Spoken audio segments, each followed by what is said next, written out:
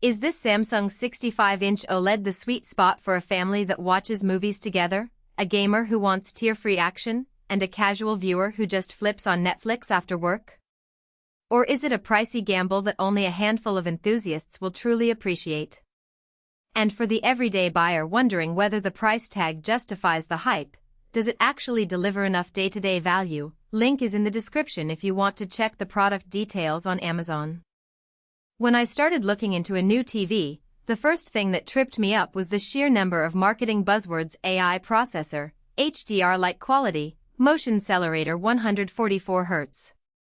Those sound impressive, but they don't tell you what it feels like to sit on your couch after a long day and press play. The biggest hesitation most people have is whether the picture will stay vivid in a bright living room, whether the motion handling will actually make fast sports feel smoother, and whether the smart platform will be intuitive enough not to become a second remote. I dug into forums, read a lot of buyer threads about OLEDs, and tried to separate the hype from the practical trade-offs before deciding whether this model deserves a place on the budget sheet. Let's start with the core experience: picture quality. Samsung's latest AI Gen 3 processor is designed to upscale anything that isn't native 4K up to a sharper, more detailed image.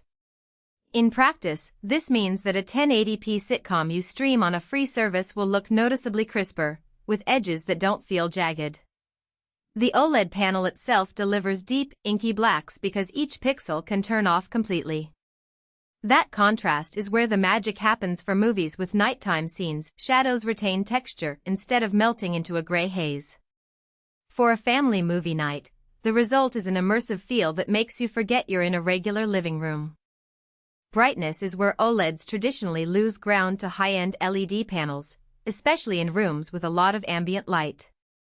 Samsung has tuned this model to push a bit more lumens than older OLEDs, and in my own test setup, a medium-sized living room with a large window and typical daylight, the screen still held up.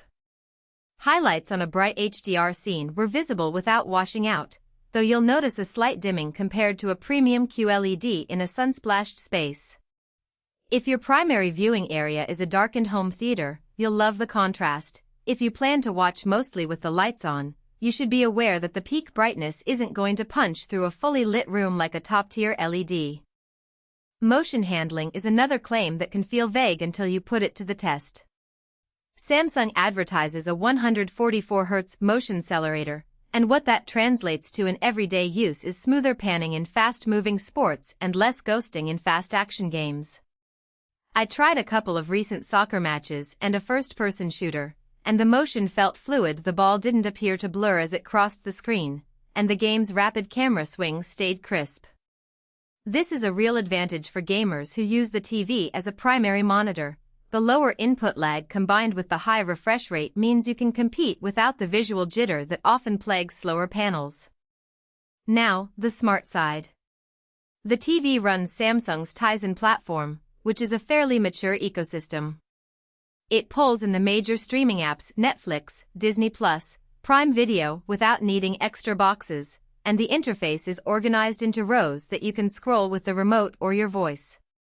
Alexa is built right in, so you can say, "Alexa, turn the volume up," or "Alexa, find a comedy movie," and it works.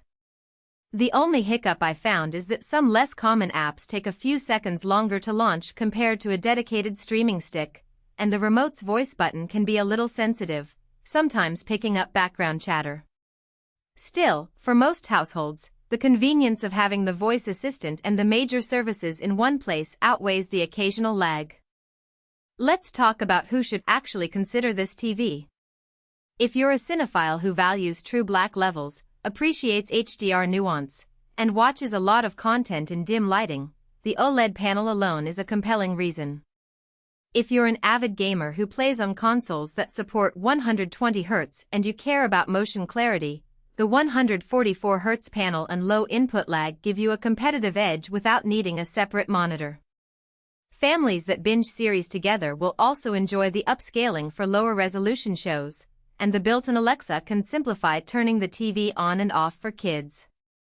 On the flip side, if you live in a bright kitchen or a sun-filled living room and you mainly watch news or talk shows, a premium LED might give you a more consistently bright picture. Also, OLEDs carry a known risk of image retention if static UI elements stay on the screen for hours every day. Think of a game HUD or a news ticker. Samsung includes built-in pixel shift and automatic dimming to mitigate